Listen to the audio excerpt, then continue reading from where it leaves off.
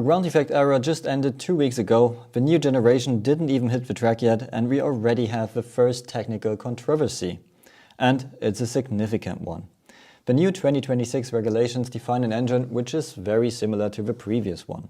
It needs to be a 90-degree V6 with a maximum capacity of 1.6 liters.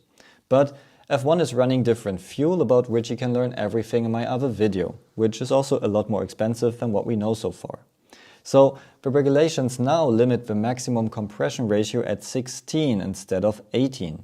What does that mean? We have the displacement in an engine, which is the volume the pistons are covering when they go up and down. And there's the clearance volume. This is the volume which is left at the end of the compression stroke. So the compression ratio is calculated by dividing the biggest volume, displacement plus clearance volume, by the smallest volume, which is just the clearance volume. Old cars have a compression ratio of around 6, naturally aspirated road cars can go up to 14, turbocharged cars have around 9. Since 2014, F1 teams used a ratio of 18 for turbocharged petrol engines, which is almost like a diesel. The higher the compression ratio, the higher the efficiency of the engine. But you have to be careful with self-ignition. So to understand this a bit better, I designed it. If we have 1.6 liters on 6 cylinders, we have 267 cubic millimeters per cylinder. And the regulations ask for a bore of 80 millimeters, which results in a stroke of 53.0516 millimeters. Article C543 asks for a geometrical compression ratio of not higher than 16, and it explicitly says that this will be checked at ambient temperature, which means when the engine is cold. But to be fair, that is a bit undefined, since ambient temperature can be quite a range of temperatures. Anyway, if we want a compression ratio of 16, the clearance volume has to have a height of 3.537 millimeters. And now the rumor comes up that Mercedes in Brixworth and Red Bull in Milton Keynes, who poached lots of Mercedes engineers, came up with a concept which ensures a geometrical compression ratio of 16 at ambient temperature. So this is fully legal.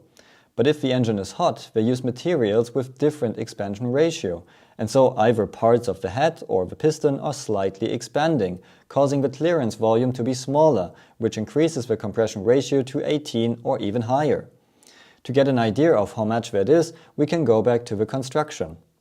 To get a compression ratio of 18 here, we need a clearance volume with a height of 3.121 millimeters.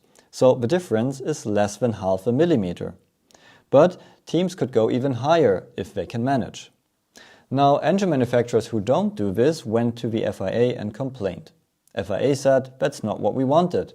Mercedes and Red Bull say they just stick to the rules and they cannot change this anymore so late before the start of the season. And technically, they did nothing wrong. The previous regulations just said the geometrical compression ratio should be no higher than 18. And they said nothing further, which means at all times, under all circumstances.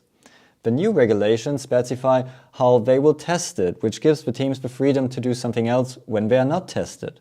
You can get the feeling that the 2026 regulations were written by people who are not that experienced with F1 design, and I found even more examples of that, which I will show you in separate videos. So while the 2022 regulations were pretty conclusive, the 2026 regulations are written in a pretty naive way, so of course teams are exploiting every area, and the FIA has a big problem on their hands right now. And from what I can see, many other similar discussions will follow.